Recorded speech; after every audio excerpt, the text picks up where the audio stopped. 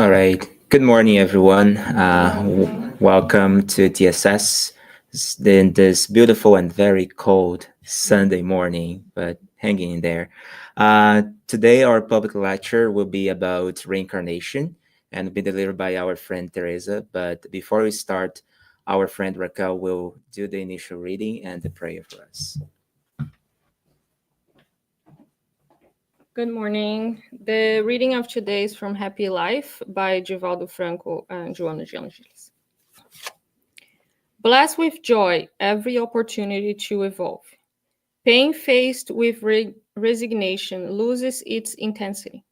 When suffered silently, it passes more quickly. Suffering that you do not deserve will never reach you, but you will not be an exception to the rule and pass through earth without confronting it. God's laws are the same for everyone. Replacing love, which is scarce. Pain is the master that enforces advancement.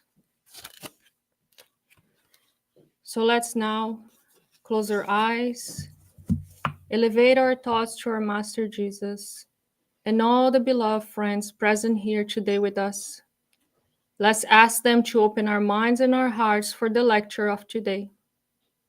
Please inspire our friend Teresa that she may be able to deliver everything that she learned through the process of developing this lecture. Thank you, so be it.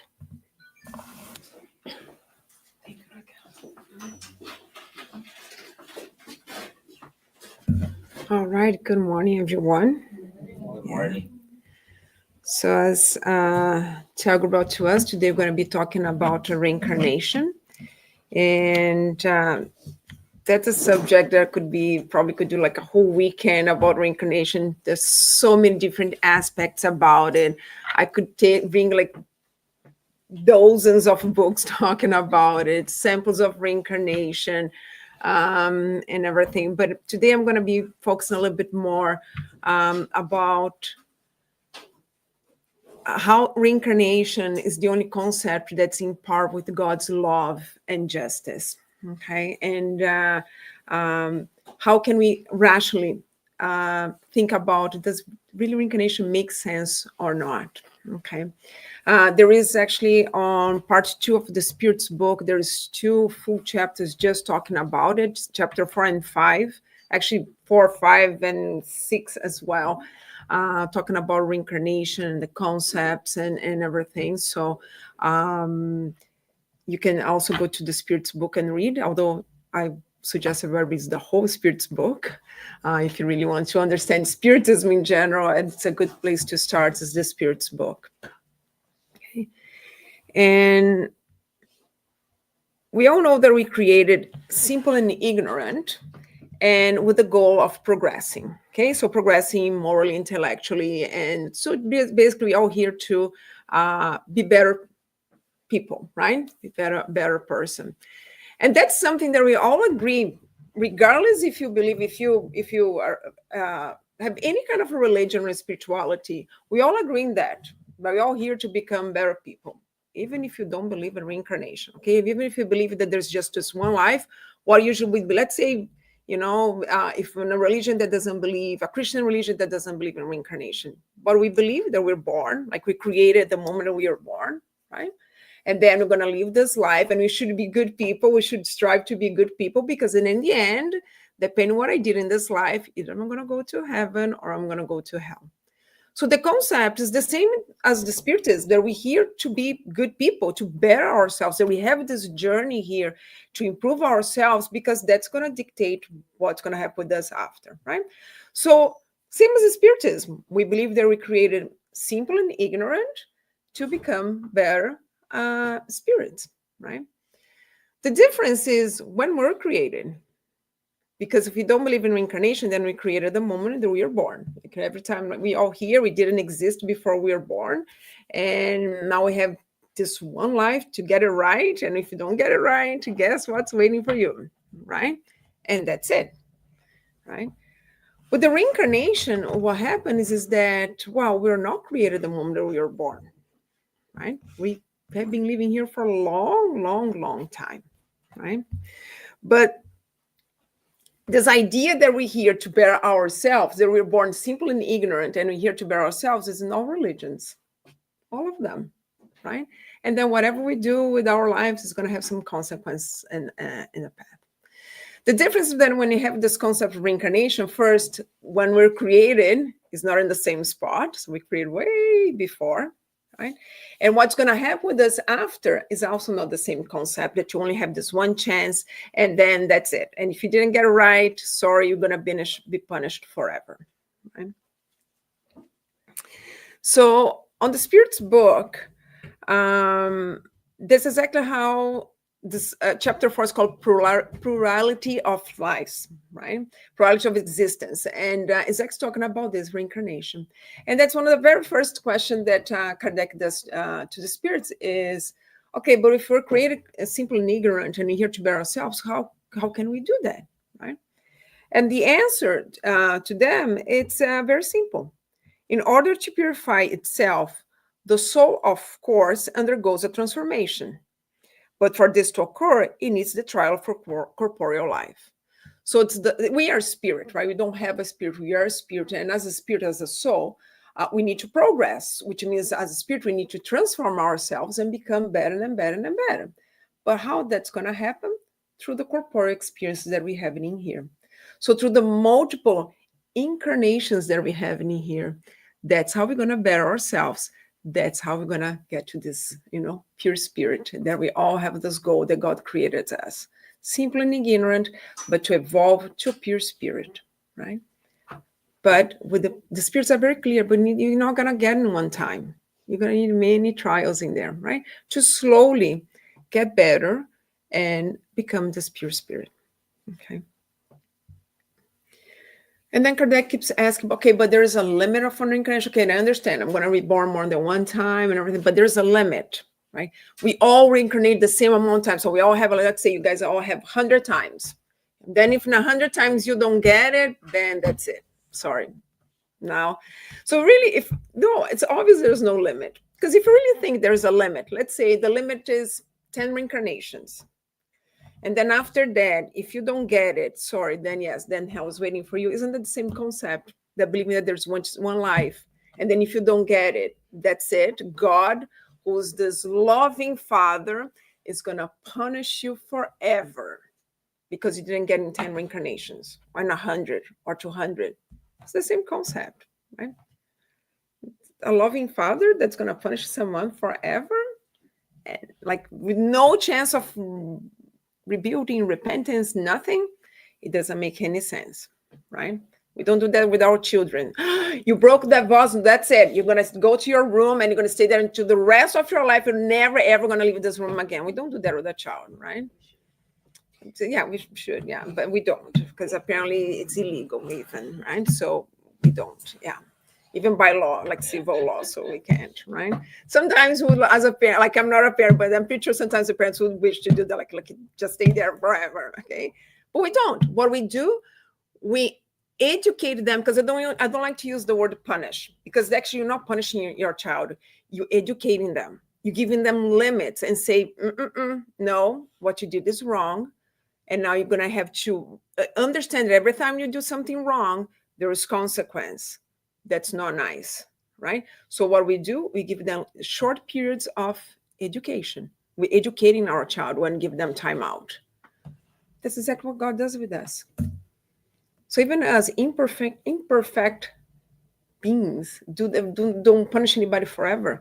Why would God with pure love would do that, right? So no, there's no limits of how many times we're going to reincarnate. And are we all going to reincarnate the same amount of times? No. Because everything is going to depend on our free will. Some people evolve faster because they use better their free will. Some of us is going to take a long time, it's just a little bit harder to understand, learn, but it doesn't matter. And I can tell you, even the ones that use a good use of their free will and going to reincarnate less times, they're also going to reincarnate many times until they become a pure spirit like Jesus, right? Because we're all going to get to the level of Jesus as a pure spirit. But it's a long process. It's a long process, right? Just like a child, you cannot expect that a child is just born all of a sudden has the knowledge of someone who's 60 years old. There's a whole process. It's little by little, year by year, they learn. There's a process of, developing the neurological brain, their brains, never told the coordination. So they cannot learn this until they don't learn this. So there's a whole scale there of knowledge. Same for us as a spirit, morally talking and growing. So there's plenty of time. So don't worry. That's the good news. There's no limit of the reincarnations. It's going to be as many as each one of us individually need to get where we need to get. And it's going to be up to us to decide. Am I going to do a shorter number of reincarnations, longer number of reincarnations? It's totally up to us. It's whatever we choose, right? But there's no limit. God's not in a rush. He knows we're all going to get there and respects our time. Say, yeah, if you want to keep suffering and going the wrong path, that's okay. I'll wait for you, right? Jesus was very clear. Not even a single ship of my father's herd is going to be lost. They all eventually are going to come back to the right path and keep going. Because the law is the law of progress. There's no regression in God's law. We can be stationary there for a long time, but there's no regress. It's always the law of progress, and it's for all of us equally. You can think of the worst man on earth. That spirit also one day is going to evolve. Right? So thinking like the worst criminal, killed I don't know how many people, the worst politicians that we have on this planet that are responsible for millions and millions of lives, because that is responsibility, right? They're also going to become pure spirit. Nobody's going to stay behind, and it's going to take as many reincarnations it's needed. Okay, so there's no limit. And then Kardec has a question 171 when he says, on what is the doctrine of reincarnation based? What are you basing it to? And the answer is exactly what it is, on the justice of God and revelation. We'll repeat this to you over and over. A good father always leaves a door of repentance open to his children. So God will always gives us the chance to repent and start it again. Okay. Doesn't reason tell you that it would be unjust to keep eternal bliss from those who have not enjoyed the opportunities needed to improve themselves? Aren't all people God's children? We're all his creation. Even like think about the worst man on earth or woman. It was created, it's a God's creation. And they will be put in the right path one day. It's only among selfish human beings that we find iniquity, insatiable hatred, and an unforgiven punishment.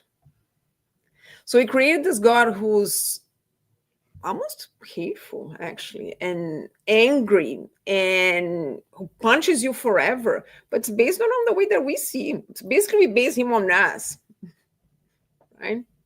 Because that's how we see him. It's punish you forever. Death sentence. Life. Not that I'm 100% against death sentence, and I do understand the life sentence, okay, for some cases, but that's what we have, like this. So we pretty much we looking in the mirror and create God as if it was a mirror of ourselves. We're the only ones who have this hatred that we hate forever, or forever really is a loose term here, because one day we're going to stop learning. We're going to learn to stop hating. But all this punishment forever, this should be punished. We're the ones who created this concept of hell that's forever, for eternity. God didn't create this, right? But what I like about this answer is this part when you say, doesn't reason tell you there would be unjust to keep eternal bliss for those who have not enjoyed the opportunity need to improve themselves? And that's true. Because we could not talk about God's justice without talking about reincarnation. And why? Because we are not all born in the same conditions. We're born in completely different types of families. So if we all have to reach the same final destination, right? And God's pure justice. And then you can talk with anybody on any religion. Do you think God's pure justice? Yes. Do you think God's justice is perfect? Yes. They all agree on that. And I agree with them as well. Okay. But then where's God's justice that we all have to arrive in the same spot, but we're all born in different situations? Some people are born in families who are loving families, who have the sense of spirituality, of love one another, or being charitable. And other ones, right from the moment they're born in families. They're completely disrupted with the violence, domestic violence, alcohol, drug abuse, right in the environment where they are. And they have to arrive in the same final destination. Social difference. Some people are born, we have no social problems, they have money, they don't need to be rich, but they have enough to have a decent life and everything. And some are born in areas of this country where they're starving to death, literally talking, because I have visited one of those spots. Literally, children dying of starvation. But they all have to reach the same line. And then God's just when they give completely different social situation, but they all have to reach in the same spot. And there's only one life. So if really there's only one life and God's pure justice, we all agree, then we should all have the same start, right? It's the same thing as say, listen, you all have to run 10K, and for you to go to heaven, you have to run the 10K. But what is something? This half year, you guys all have like really nice running shoes, like high technology running shoes. And along the way, we're gonna give you water for you to hydrate. Okay. And this half year, sorry guys, you guys are gonna have to run barefoot, no water along the way for you guys to hydrate. And I'll give a backpack with 20 kilos for you to carry as you're running. Right? And you all guys have to run 10K. If you want to get to heaven, you all have to run 10K. Go. Fair, right? That's God's justice. And there's just one try. You cannot redo this run, right? Sorry. God's justice. One life? No, there's no God's justice. Because if you really believe in this just one life, then and you have to get it right, then it's going to be very hard to believe in God's justice.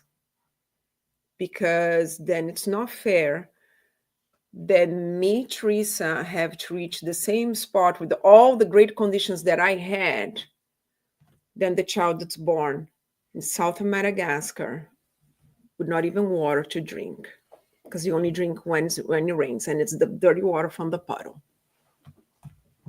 right? So only reincarnation brings us this concept of God's justice. Why there's difference, social difference. Why we're born in different situations is because each spirit is going to receive what's needed for its own re-education. And we see as a punishment, right? I don't like to use this word punish because God does not punish us. It's us who punish ourselves with our own choices, right? Laws of action and reaction.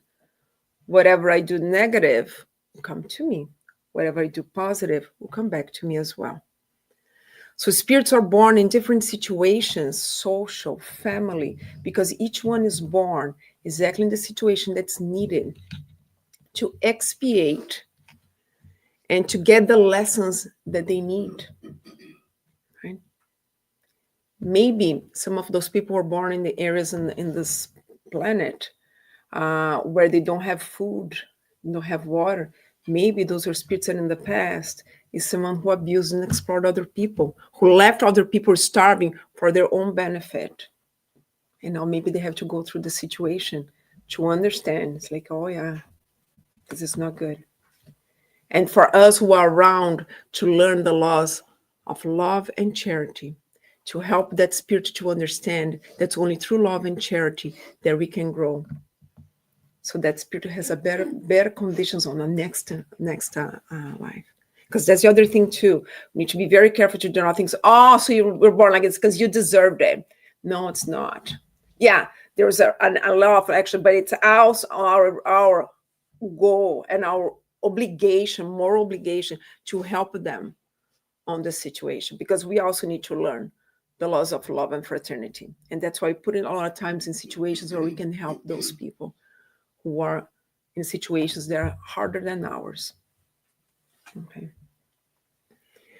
So only reincarnation can really bring us this concept of justice, when we really see people born in a completely different situation, right? Because then otherwise there's no God's justice. And we all need to be born in the same type of family. We all need to be born in the same social conditions equally. And then say, now you go. Now, whoever makes the 10K, great. If you didn't make the 10K, then we could say, okay, that's fair, right? Either you go to the right or go to the left, and that's it. But we're not born in the same conditions, because we do not need all the same conditions to grow morally. Right?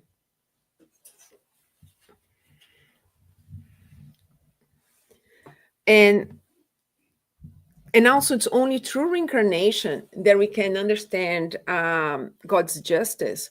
When you see people being born, I work in a neonatal ICU back home, and you see babies being born healthy, right, with no issues and normal growth, and they go.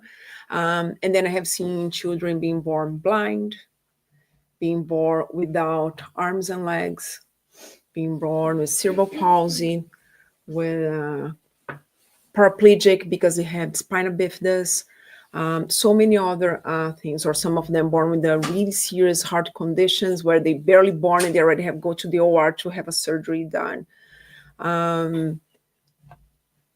So why? If there's only just one life and there's God's justice, why some born or called normal, and some of them born already with some birth defects and difficulties? So some of them already born like fighting for their lives. That's basically what it is, right?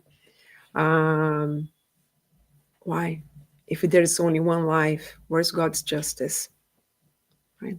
And I have a friend who's Catholic, and she told me one time that she believes that's to punish the parents. And I'm thinking, okay, let me see this God's justice here now. Okay, so you have the parents, and the parents make some mistake. I don't know which mistake they made. Okay, and then God make me to be born with some serious disease, genetic disease, or some birth defect, or blind, or anything in me. So they make the mistake, and I can tell you one thing: you can ask this to a 5-year-old child, okay? Because even they can understand this concept, and ask them, like, listen, if your brother or sister break the vows, do you think it's just that you go time out? A 5-year-old kid is like, no, they should go to timeout, not me. A 5-year-old kid can ask them. They already understand this concept. Is not in par with justice. So someone make a mistake, and I have to put up with that. It makes no sense, right?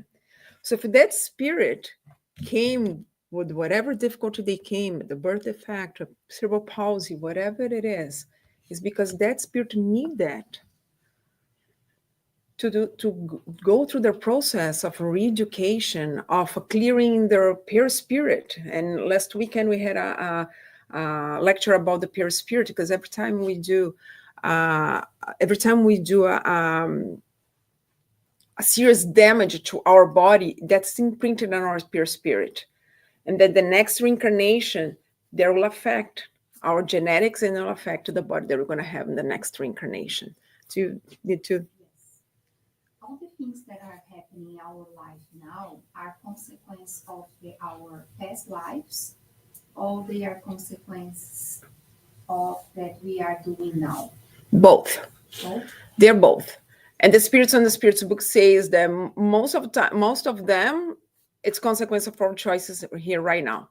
Because we like to say, oh, I know, as almost if I was this amazing person now. If this is happening to me, it's probably something that I did in the past. Yes, it's highly related to our did in past lives, the people that are related now and everything. We're going to be talking about this here today, but most of them is the consequence of our choices that we do here right now, right? So it's a mix of both of them, but it's most of the choices that we do here right now, right? So so really, it makes no sense just to see that's odds to punish the parents. No, it's that spirit need to go through that, right? Because it'd be very unfair, right? Um, we know that sometimes when things come, it is for the re-education of the spirit that was born in that way. Sometimes the re-education for both parents and the child, they have to go through that because sometimes they have something from the past together that they need to now to fix through that illness that comes with the child. But and sometimes it's just for the spirit that is being born with that defect, and the parents, sometimes the spirits that say, you know what, they're a little bit more evolved, just say we'll receive the spirit and we'll help the spirit to go through this difficult reincarnation they're going to have to go through, right? But a spirit never going to go through anything that he doesn't need to go through. Okay, that's key. There's no that's the reading that Raquel did today for us. And it says that nobody's going to go through a hardship that they not have to go through, because if you don't have to go through that, if that's a lesson that you don't need, it's not going to go, it's not going to reach you, it's not going to come to you. Okay.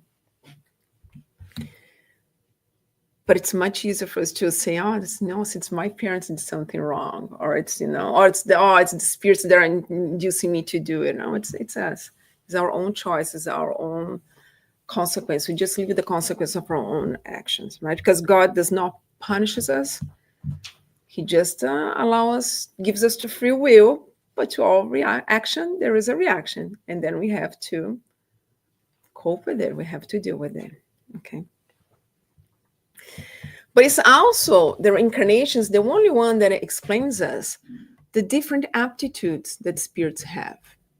And if you have more, for people who have kids and you have more than one child, you can see, you can raise them the same way, but each one of them have their own personalities. Because if you think if the environment's they're all raised in the same environment and there's no past life, so they all have to have the same personality. They all should have the same aptitudes and everything. And that's what happens, right? Sometimes you have like 3 or 4 kids and one loves biology and decides to be, a physiotherapist or a nurse or a doctor. And the other one, like, I cannot even stand biology. The other one loves more, maths and physics, which I don't understand those people. But anyways, that's a different story. And they go to be engineers, architects, or, some people are more prone to arts, right? They like to paint, sculpture. They have completely different aptitudes, even though they're raised exactly the same way. Where it comes from. Personality is completely different. You can have sometimes, and they have completely different personalities. And even see like someone that I see sometimes it's like, I don't even know who's the child of, because I don't know. It has nothing to do with my personality. It has nothing to do with the parts of personality, and I don't know where they come from. But it's completely different personalities, right? Where it comes from. If they're all born exactly there, same family, raised in the same way, they should have done the same personality, and it's not. But most of that, it explains stuff that until this day science cannot explain. Is children doing stuff or talking about stuff in an age that would be impossible for them to be doing or talking about, such as playing an instrument. We have a great example. Mozart, at the age of 5, is writing a symphony. How a 5-year-old child writes a symphony. 5 years old. This week, it's coincidence or not, I was going through my social media, and there's this video of a baby. Guys, it's a baby. It's a toddler. Okay, it's not even a child. It's 1 year and 7 months. Okay, so that's a toddler playing piano, sitting on the mother's lap, so he can reach the keys, and he's playing piano. He's not even 2 years old, playing piano. um, if you find out anybody who has a baby or a friend who has a baby around that age, look at their hands. They don't even have the coordination yet at the age to actually control their fingers individually in a perfect coordination at that age. There's no neurological development usually. They grab stuff, they pick stuff, they grab, but they don't do this. This toddler, it's playing piano with the keys, controlling the fingers perfectly well. What, he went to school when he was born and learned piano? And you say, oh, but maybe the mother is a piano player and he saw, yeah, but I can guarantee that you can take all the babies that were born with the parents playing piano at home, and I can tell you that 99.999% of them are not playing piano at 1 year and 7 months. Playing piano. Okay. Or sometimes they're going to talk about subjects that you say, huh? Like they know about geography or history or stuff that they didn't even have access. Nobody read that for them. They didn't even go to school yet. And they were talking, and they talk like normally. Oh yeah, that is this is that. How to explain that? In fact, I'm reading a book right now. It's called Soul Survivor. And it talks about the reincarnation of a Second World War pilot. And it's a very interesting book because it's not a spiritist book. That's what it's good, actually. And there's quite a few books out there about that. So it's about this family whose son, who was not even 3 years old, and start to have nightmares. Okay. And his name is James, this little boy's named James, and he started to have nightmares. And the nightmares is his plane is falling, and he crashes and catches on fire. Okay. But the nightmares are horrible, absolutely horrible. Like the parents cannot, like the amount of, the sensation that they have is that he's trying to kick and trying to get rid of somewhere, and he cannot, like he's stuck on somewhere and he wants to get rid, and he cannot get rid of this place. And he just keeps saying, the little man it's falling and catching on fire. The little man is falling and catching on fire. That's the only thing that he says every time as the nightmare. And then eventually, as the parents are like super scared, he's having this nightmares 45 times a week. And it's horrifying for the parents. So eventually they start to ask him questions. Okay. And says, what's happening? And goes, oh, is the airplane is falling. Okay. Okay, and the airplane's falling. So they think, maybe it's child stuff. It's going to go away and it's fine. And then one day the mother buys him an airplane. Okay, it's an airplane model. It's a toy, but it's an old model. And there is a box underneath the airplane. And then she thinks it's the landing gear, right? So she goes, oh, that's the landing. And he goes, no, that's the drop box, the drop tank. Tells me this is the drop tank. And she goes, drop tank. What's this? So they research on the internet. In the World War II, there is a different. There are some models of airplane. There's this drop tank in the bottom. There was extra gas so the planes could fly longer. He's 2 years old. How he could know that? Well, they thought weird. Anyways, so story goes, and then they start to ask, like, who's this little man? He goes, it's me. It's you.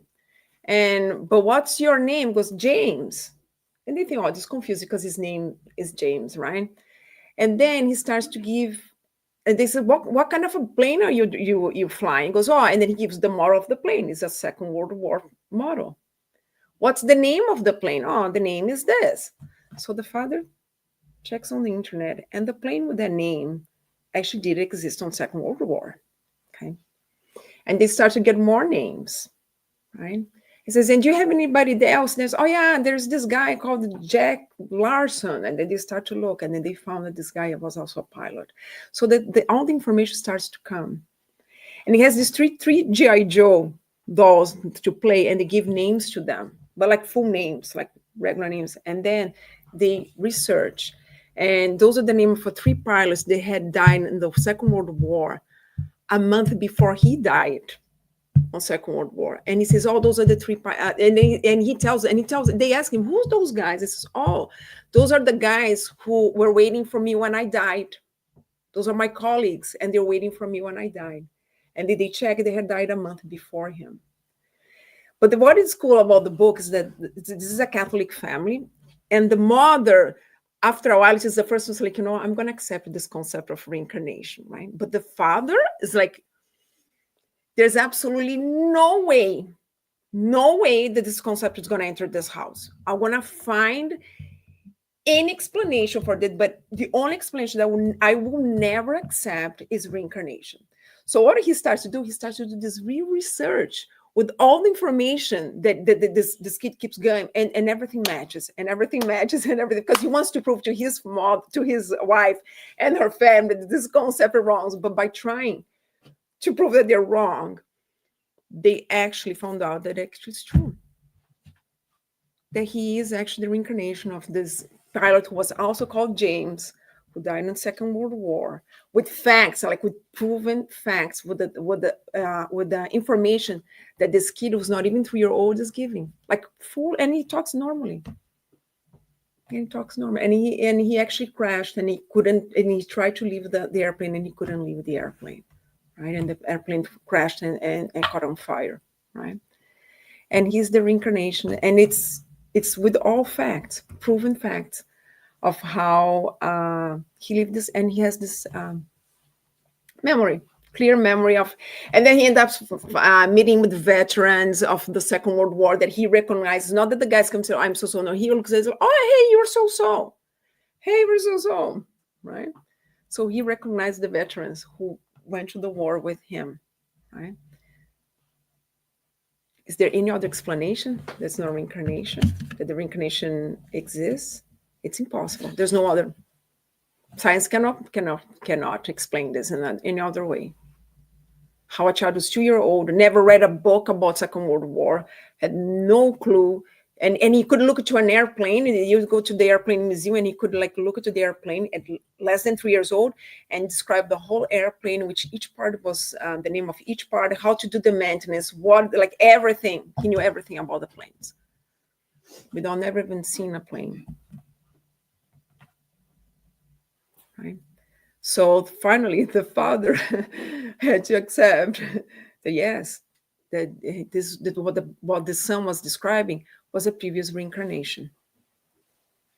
And there's many cases like that, because there's now scientists that are actually working on it. People who are serious science would grab kids with the same stories, and they go and they check the facts and everything, and say, yes, there's absolutely no way for this child to know this information and actually match. And they go, they check the facts and everything, right?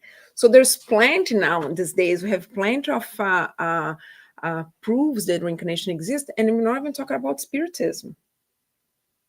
Because if I'm a spiritist and I want to prove, I'm already biased, right? We're talking about someone here who's absolutely not biased, and he says, like, there is no way this concept is going to enter this house, period, right? And then in the end, it's like, yeah, the concept is entering this house because I have no choice, right?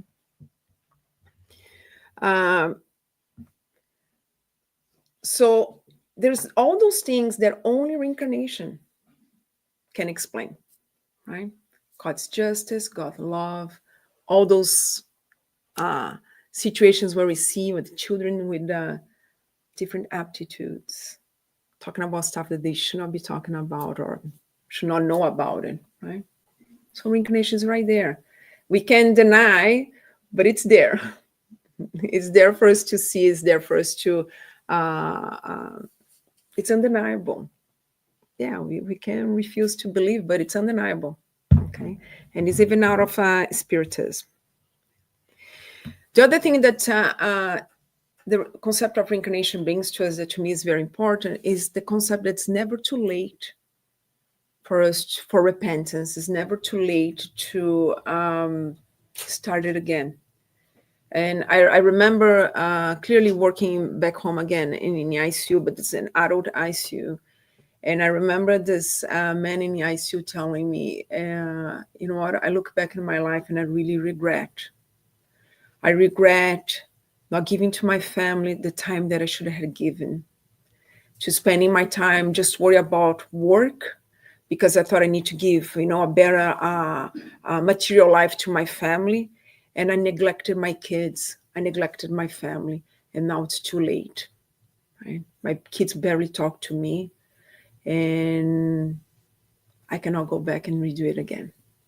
And when we have this concept that you only have one life, it must bring us despair in that moment. Because I saw this guy being really like regret and have the sensation that I'm not going to be able to do this again. I'm not going to be able to correct. I'm not going to be able to tell them how much I love them. And with the reincarnation, we know that that's not true, right? We are going to be always connected by the ties of love. We are always going to be able to restart.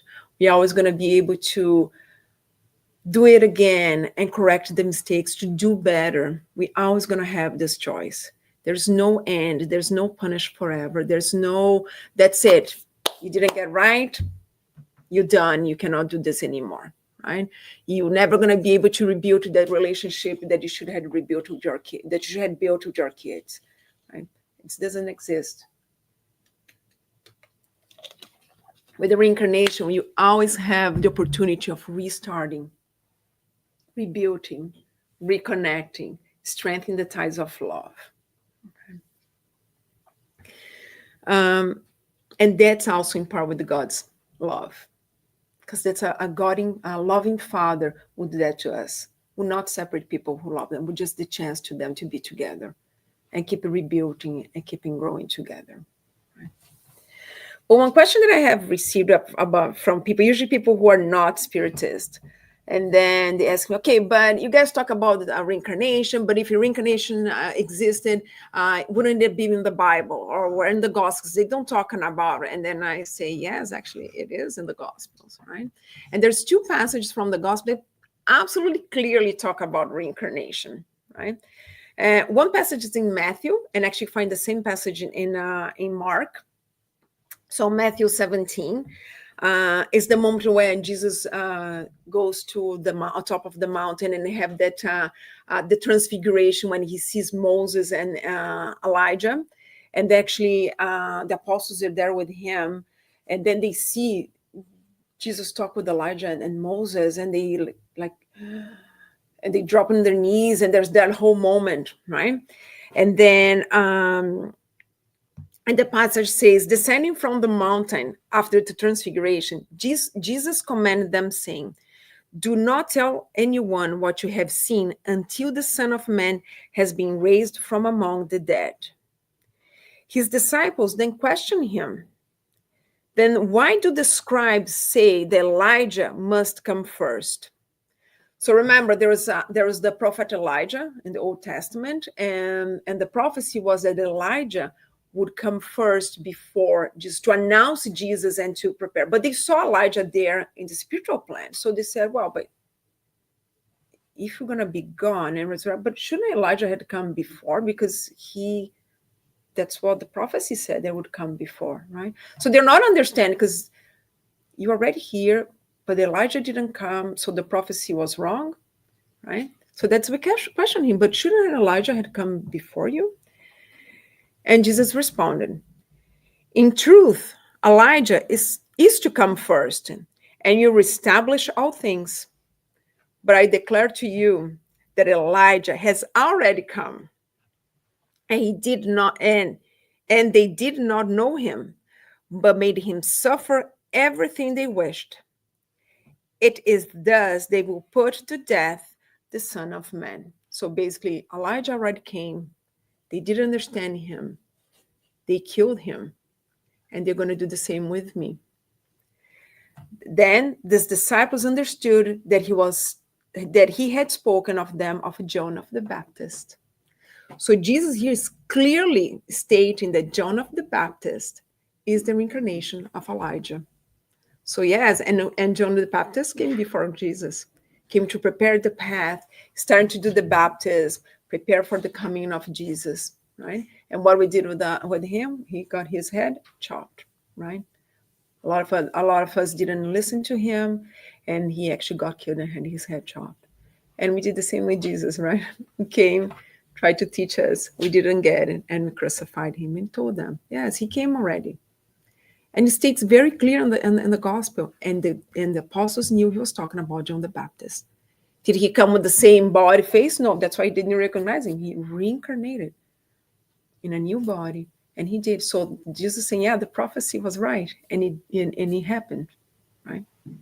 So that's the first passage that clearly is talking about reincarnation here. Okay. And the second one is the famous conversation between Jesus and Nicodemus. Nicodemus is a Pharisee or doctor of the law, very high position inside of the Jewish church at the time, or the temple. And he comes to talk with Jesus at nighttime because he could not be seen with the Jesus at that time, or it would be very bad for him. And he goes and says, Habib, we know that you are a teacher come from God. For no one can do the things that you do unless God is with him. So he calls him a rabbi, recognizes his superior, recognizes he comes from God, because he was marveled by the things that Jesus could do, but he just couldn't understand how, because he was a high priest and could not do it. So he wanted to know, right? And Jesus answered to him, most assuredly, I say to you, unless one is born again, he cannot see the kingdom of God. And Nicodemus said to him, how can a man be born when he is old? Can he enter a second time into his mother's womb and be born? So he was like, how am I born again? Like, but I'm an adult, and how this process happens, right? And Jesus answered, most assuredly, I say to you, unless one is born of water and the Spirit, he cannot enter the kingdom of God. That which is born of flesh is flesh, and that what is born of the Spirit is the Spirit. Do not marvel that I said to you, you must be born again. There is here says flesh. What's flesh comes from flesh, but actually the original and some translations bring marriage says no, you cannot. You have to be born of water and spirit. And he says what comes from water is water, and what's spirit is a spirit. So basically, what Jesus is doing here, there's two separate things here. There's the spirit, and there is the body, right? And that's why a lot of religion says, oh, the water is the baptism. That's why baptism with water, because you have to reborn of water. So that's the moment of the baptism. But actually what Jesus was talking about the water was the body. A fetus body is 90% water. Actually, all of us here right now, our body is about 65 to 70% water. So he been very clear. What's body is going to be born of the body, right? What's the spirit is a spirit. Two separate things, right? So he's telling Nicodemus, listen, there is the body, but there's the spirit. It's the spirit that's going to be born again. So when a mother have the baby, the only thing that she's giving that's from her is the nutrients to create the body. But the spirit was created already. And it's just reconnecting the moment of the conception to the perispirit, to this new body, right? So that's what he told Nicodemus. Clearly here talking about reincarnation. Clearly talking about reincarnation. So yes, it is in the Gospels. It is in the Bible, the reincarnation, right? And there's another question that people ask, and that's usually the spiritists that ask this question. But wouldn't it be easier if you could remember everything that we did in the past, so in the previous life, so then I know exactly what I have to fix now? Wouldn't that be easier? Why do we forget everything? Because then I'm going to do the mistake again. Shouldn't it be easier if I knew it again? No, it wouldn't. We always think, oh, should I know? It's like, are we really sure we're ready to know what we did in the past? So I'm gonna telling you one thing. I don't want to even see the video of this life now that I had it, my past this, and I more or less remember everything that I did. But I'm pretty sure if someone put the video and I watch myself doing stuff, I'll be so embarrassed of myself. I'll feel so bad about myself. And I'm just talking about this one, okay? So it's actually a bless that we forget. Especially when we remember that a lot of the relationships that we have now, family, friends, it is connected to stuff in the past. The difficulty family member that we have hardship. Sometimes relationships between parents and kids, that's very hard. Do we really want to remember? So a good example of this is the book Missionaries of Light, which is a fantastic book. Chapter 13, 14, and 15 is about Sigismund's reincarnation. So Sigismund's in the spiritual plan, ready to go. Family is already chosen because there's a whole plan done. So, and as we know, when we're ready to reincarnate, we are already kind of inside the home where we're going to be reincarnated. Like, to start already to harmonize with that family. There's a problem, but there's a problem here with Sigismund, because every time he gets close to the father is very irritated and negative. It's like he feels the repulse, like the father's like instinctively like repulsing him. Like there's this repulse, and he's having a hard time because Sigismund's all pumped up. Yes, I'm gonna go there and everything.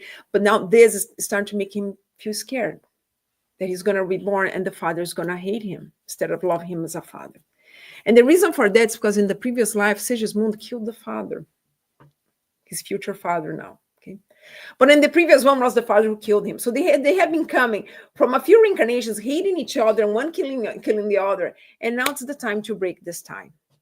Okay, by the tie of love, of a fraternal and parental love.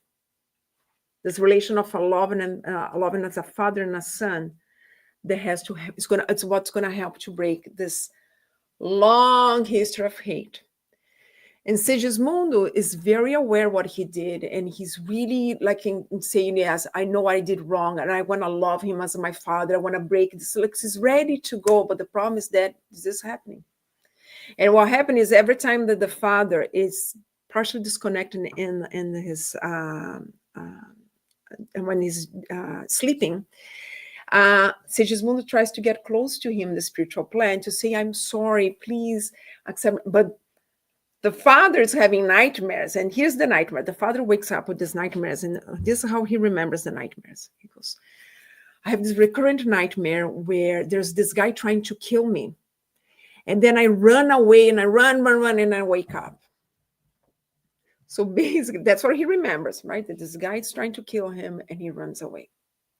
What's actually happening in the spiritual plan is Sigismund is getting close to him to say, I'm sorry.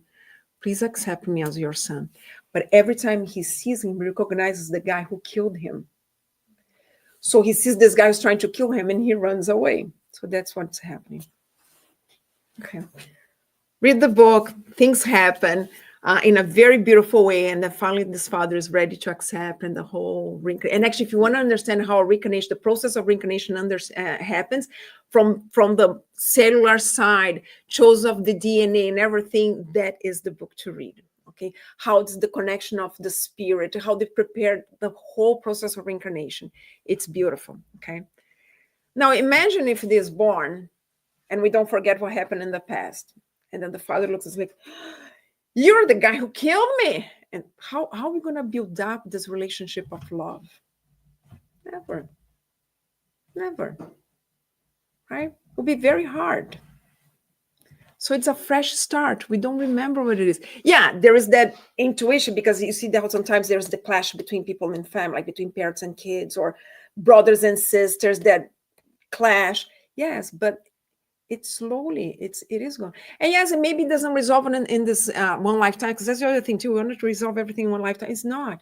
And sometimes this first reincarnation, when it comes as a brother and a sister, even though they're still clashing, is the beginning from the next one be a little bit better. Maybe it is the beginning of breaking the hate. And there's some relationships that need more than one reincarnation to be fixed and substitute the hatred by love. But it's a beginning, right? So it's good that we forget. Guys, I'm telling you, I think none of us would be able to bear knowing what we have done in the past. So it's good. This is actually in part with God's mercy with us, to allows us to forget what we did and start afresh, have this fresh start. Okay. So that's exactly what I want to bring to us today. Okay, that reincarnation is the only concept that not only is in part with God's justice, but it's the only one that gives us the consolation that we can start it again, that we can rebuild the things that we did wrong, that we can, that there's no punishing forever, okay? That we can, that even if we regret something in the last moment of this incarnation, is still the beginning of something better. It's never too late for us to wake up. It's never too late for us to realize it's time for me to start to do the good. It's never too late for us to look back and say, I should have built better relationships. It's never too late. Okay. And that is a great consolation, right? There's no things that like, oh my gosh, I wish I could go back and I could fix all the things that are wrong, and now I cannot anymore. Yes, we can. Yes, we cannot go back, but we can move forward and we can rebuild, we can redo, right? But most of it, I think, to me, reincarnation is the greatest consolation in knowing that we're never going to be apart from the ones that we love. Never, right? Because this concept of heaven and hell, you really separate families, right? But the reincarnation, the loved ones will never going to be separate, okay? If you look at the book Liberation, this mother who's a way like superior spirit than us is praying for her son for 300 years, who's in the umbral, to rescue him. It's a beautiful book as well by Andrea Luiz. 300 years. The link of love that she has with him is never broken. Never. And for 300 years, she has been praying for him patiently to let him. And his rescue, and he's finally opens his heart to receive the love that she's sending to him and starts his transformation and understanding he was on the wrong path and we started again. Yes, he's going to probably have some difficult reincarnations to fix all the wrongs doing that he did. Yes, but it doesn't matter. And he's going to have her beside him on every single reincarnation to help him to go through the good path. So there's no separation with the reincarnation. We all going to be together. We all know that we're going to reconnect in one spiritual plan. We're going to reconnect with the loved ones in the next reincarnations. We always going to be connected because Jesus was very clear. What God has united by the ties of love will never be disconnected, will never be broken. So we all going to be connected. And to me, that's the biggest consolation that this concept of reincarnation brings to us, is that we're always going to be united. And we always know that when we hear reincarnated, our family, our spiritual family is with us. We're not here alone trying to go through this hardship. Our benefactors are with us. Our spiritual families with us. They're all there praying for us, helping us on this path. And in other times, it's going to be us in the spiritual plan, praying for them, helping them who are here incarnated. And sometimes we're going to be together in there. Sometimes we're going to be together here, but we're always going to be united through the ties of reincarnation, because of a loving Father would never separate us on this heaven and hell concept. Okay, and that's what I had to bring to you guys today. And I hope it helped a little bit. If you guys have any questions or any comments to do. We have a question from the internet. Rogério asks about the case of James, the boy who remembered his last reincarnation. Why is he different? Would it be some exception to show the Western world that reincarnation is something real? Yeah, I do believe that. And it's funny because in the book, it says that in the Western world, it's very rare that you have children that remember their reincarnation with so much details to the point that you can prove that it is really a reincarnation. And maybe that's what it is to bring, because if you go to the Asians culture in general, like the Hindus, the Buddhists, they already believe in reincarnation, right? And it's in these countries, in the side of the world, actually, they have many cases of children that do remember their reincarnation very well, right? In the point that they can prove that these kids are really talking about their previous reincarnation. But in the Western, it's very rare. they very, very rare there's a child, maybe because they already understand this concept, so it's easy to accept, which you probably hear maybe some kids would start talking about that would just brush off, and then eventually they grow up and stop talking about it. But yeah, it's this book is it's very interesting. This kid ended up being, I think they end up doing an interview with this kid and everything. But yes, but bring us this awareness, and all the children around the world that bring us this concept, it's allowed to this exactly to wake us up, to understand that it's real, it's proof, it's scientific proof, right? It's scientific, and I like this. There was in special on Soul Survivor because exactly what it is. It's a family who does not believe in reincarnation, who had no reason. Actually, it's quite the opposite. The father wants to prove the opposite, but he gets so many, so many information, so many proofs that he has to accept. Yes, it does exist, right? So it's important to have in books like that, books that are not connected to spiritism, not connected with the Hinduism, Buddhism, with anything that is already believes in, because then you have a rational research, because that's what the father did, a rational research, right? Because he was a very rational man, and so it's good to have books like that, right? Yeah. But now it's my comment. Now I'm finding more videos like that. I saw this one about this story, and I saw some other ones, and I just stopped watching because it was related to what I was looking. But I saw one that was a child, and he always was dreaming that he was Johnny, yeah. Yeah. And for 6, 7 years, he had these dreams. And once he saw the Titanic movie, and then he got related that he was on the Titanic. And when they started looking, he knew a lot about ships, and he knew a lot about how the ship was built, and he knew a very, very specific detail about about a problem that the Titanic had on the materials that they used to turn the construction cheaper. And this detail was why the Titanic sank when it hit the iceberg. And the conclusion that they got, and they can't prove it, but the conclusion that they got is he was, I can't remember the name of the guy, but James, whatever it is, that was the principal architect from the Titanic that was there with the ship when it sank. Because he chose that, right? Yeah.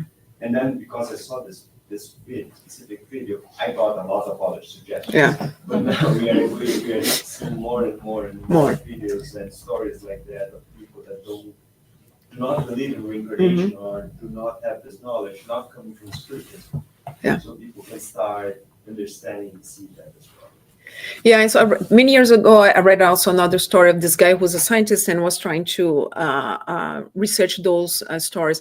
And it was this kid who said, "Oh, I was born in the city in India, and I was owner of a store." Like, give everything address. So he got the kid, went to the store, and then the kid got in the store. I said, "Yeah, this is one store, but the store is not like that. This was this." Here was like that, and there was like, so describe the store, and the owners of the store said, "Yes, it's true. That's exactly how the store used to be, but we renovated the store, we changed it again." But he described exactly how the store was before, right? But he gave the address, the name of the city, the address, the name, and everything. And he said, "Yeah, this is my store." It's like a little kid. This is my store. How can a kid who never been there go to a store and describe exactly how the store was? And the store is renovated. Doesn't even look like how the store was before, right? So, like I said, it's there. It's up to us to believe it or not, but the proofs are there, right? And it's not even coming from spiritism, and that's very important. And I think that's why the stories come, to really bring us to this awareness and to say, yes, it's here. Right? What I wanted to say about that we don't remember. We don't remember. But I think when we start to be more learning about ourselves, to be more, since I became more spiritist, I became more reflective, paying attention on my actions, And I think we start to know our tendencies. Absolutely. And those tendencies that we have here in this life can be the reflection what we have done in the past. Some things, not Absolutely. but we start to be more aware what we have to work on. Yes. You're absolutely right. You're absolutely right. It's our personalities, what the things I need to correct in our personalities comes from. Like, because there's no such a thing. We go to spirit planet, then we come to evolve, and then we go. No, the evolution of the spirit is continuous, right?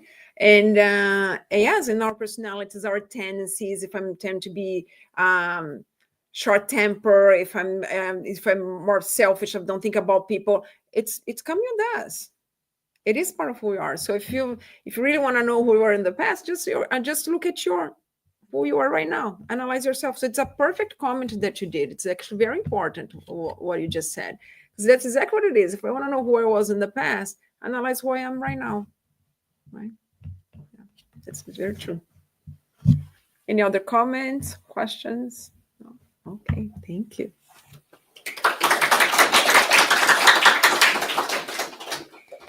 Thank you, Teresa, for this very interesting and very enlightening lecture. We're gonna close here for the internet for our friends, and we're gonna prepare for our passes.